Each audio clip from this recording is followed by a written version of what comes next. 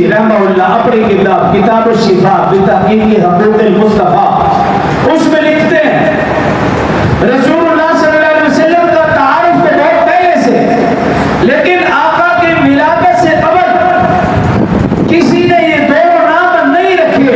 اس کی وجہ یہ لکھی اللہ رب العزت عقیدہ ختم نبوت کا تحفظ چاہتے تھے کہ اگر آقا صلی اللہ علیہ وسلم کی ولادت سے پہلے کسی نے ان دونوں ناموں میں سے کوئی نام رکھا، کہیں کسی کا عقیدہ خراب نہ ہو جائے، کوئی شک و شبہ نہ پڑ جائے کہ اس نام کا تو پہلے بھی بندہ موجود ہے اور یہ بھی آ گیا، کہیں شک و شبہ میں نہ پڑ جائے۔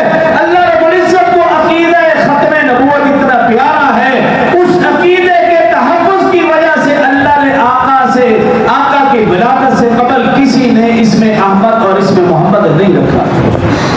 ایک تو یہ وجہ لکھی۔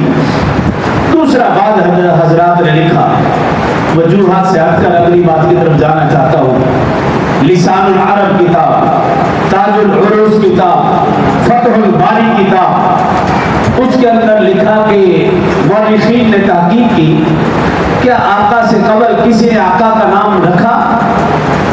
فرماتے ہیں کہ اس میں احمد تو کسی نے نہیں رکھا۔ تحقیق کرنے کے بعد معلوم ہوا،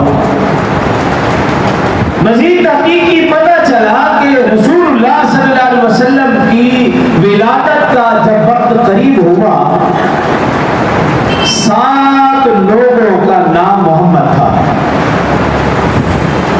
ان 3 کتابوں میں اس کی تحقیق لکھی،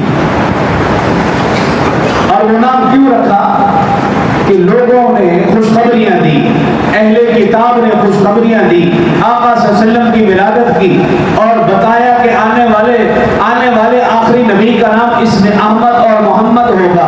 احمد تو پھر بھی کسی نے نہیں رکھا، لیکن 7 لوگوں کا نام محمد ملتا ہے۔ پہلے کا نام محمد بن اسیحہ والد کا نام تھا، محمد بن اسیحہ۔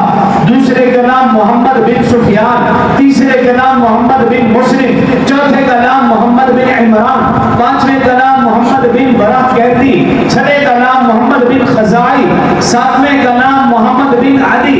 اب ان 7 سے وجوہات پوچھی گئی، اس طرف نہیں جاتا، آخری 7واں اس کی وجہ آپ کے سامنے رکھتا ہوں۔